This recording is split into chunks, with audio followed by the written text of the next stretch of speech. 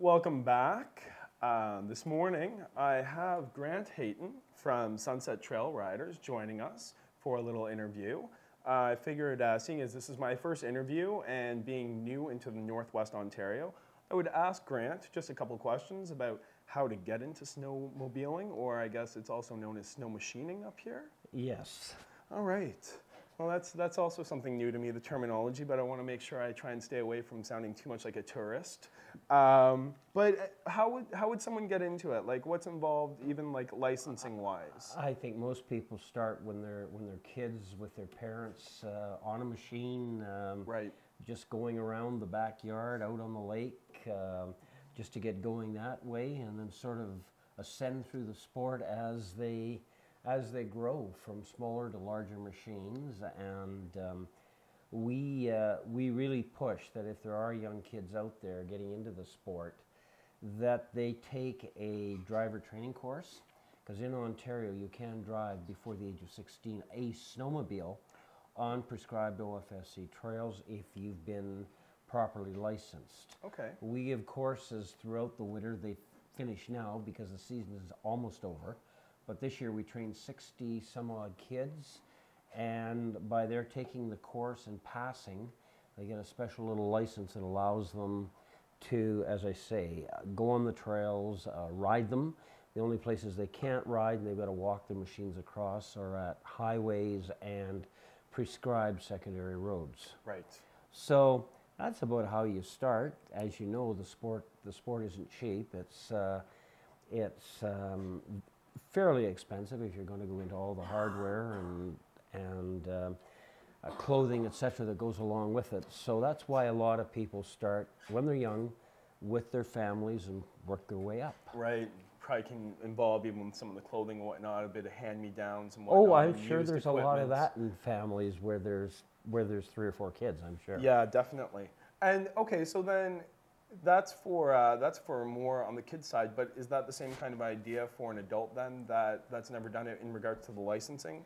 Like, what would I have to do? Well, again, as far as licensing goes, you have to have a valid driver's license, obviously be over the age of 16 to drive.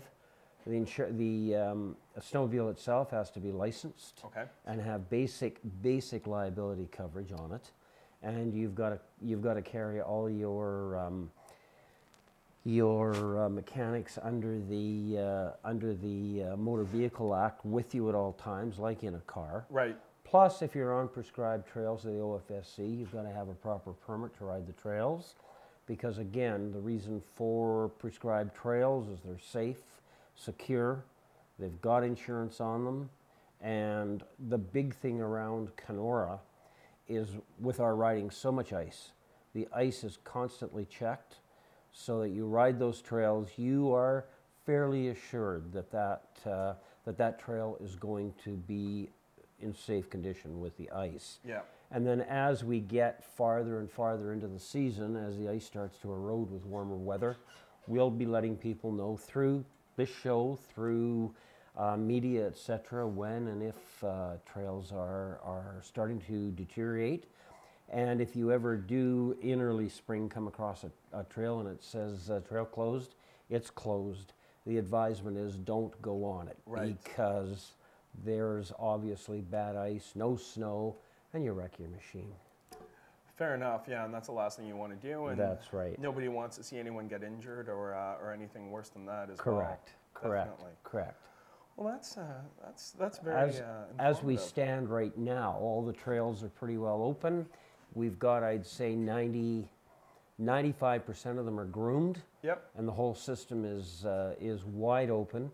There are a few areas we couldn't groom because, again, like we've had through all the winter, the ice is thin in some places, hasn't gotten thick enough for our big groomers to get on. So they are limited, being that they're not groomed, but they're staked, open, properly signed, and people can still ride them. To keep up to date on a day-to-day basis, all people have to do is go to our website,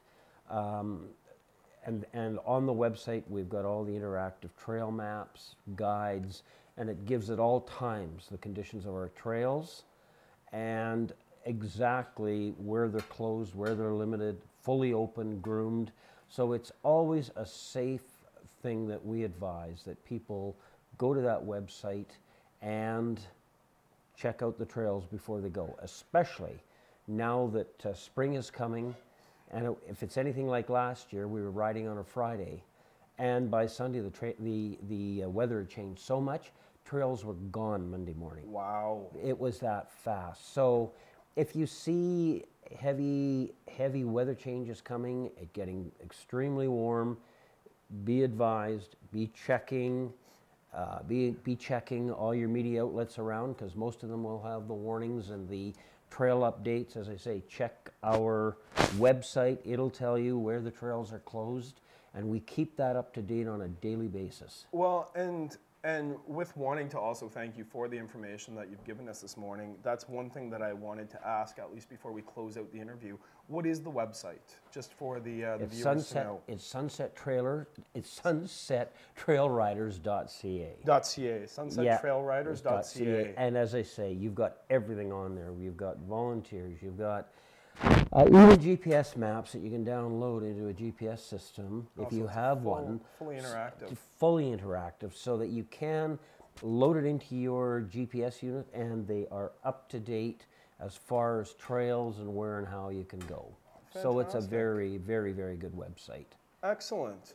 Well, Grant, I want to thank you very much for coming on to the show today and for giving us that information, and even for myself. I know it's going to probably be a heavy investment, but I could possibly see my daughter wanting to get into it. So I don't know, we might have to change the education fund to a snow machine fund, but anyways. It doesn't sound like it's daughter, it sounds like it's dad. Well, you know, Kelly, you didn't hear that. But again, I want to thank you very much for coming on. And I think then what we're going to be doing is moving into to the next clip involving kettleball. I don't know if you've ever heard of it. I know I haven't, but it seems to be a low-impact strength training for seniors. So let's talk about kettleballing. It's probably called walking. Thank you. Thank you.